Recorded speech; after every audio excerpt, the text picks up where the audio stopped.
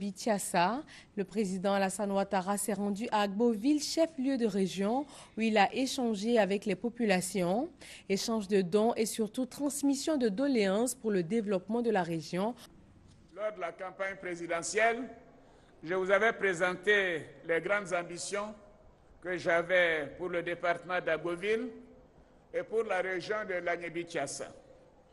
Oui, j'avais promis de mettre en œuvre un plan de réhabilitation et de reconstruction de toutes les régions de notre beau pays.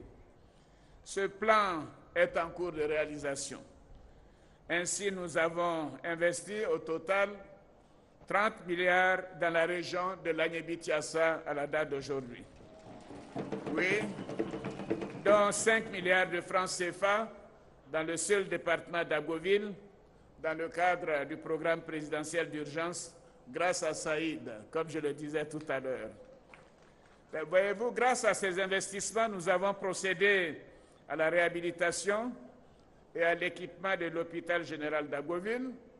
Nous avons aussi réhabilité l'éclairage public d'Agboville. Nous avons procédé au renforcement et à la réhabilitation du réseau d'Agboville. Nous avons réparé de nombreuses pompes villageoises dans le département d'Agboville, dans les localités de Aboudé, Dadié, Kakaotou, Aïpepon, Mpo, Alépila, numéro 1 et 2, et Titipo. C'est dire que nous avons fait beaucoup dans cette région en matière de réparation de pompes villageoises. Nous avons construit 256 classes primaires et 2 collèges à base 3, soit 24 salles de classe.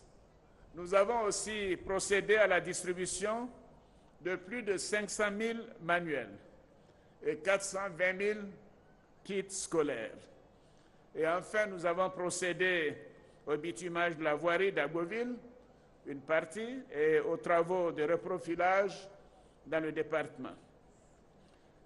Chers frères, chères sœurs, on pourrait dire que nous avons beaucoup fait déjà pour Agboville. Mais je puis vous assurer que nous n'allons pas nous arrêter là.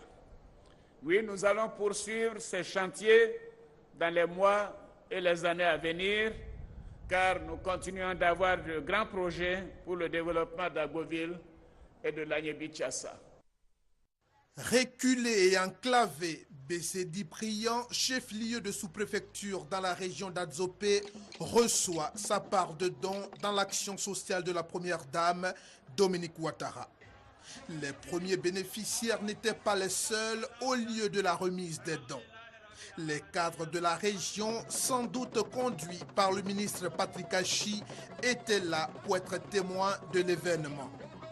Devant eux, Yao Patricia Sylvie, directrice de cabinet de la Première Dame, représentant Dominique Ouattara, s'est voulue fidèle dans la mission à accomplir. Voici le message que la Première Dame m'a chargé de vous transmettre. De vous dire qu'elle compte sur vous, chères sœurs. Elle compte sur vous, chers jeunes, pour que vous puissiez assurer la relève, que vous puissiez mener vos activités.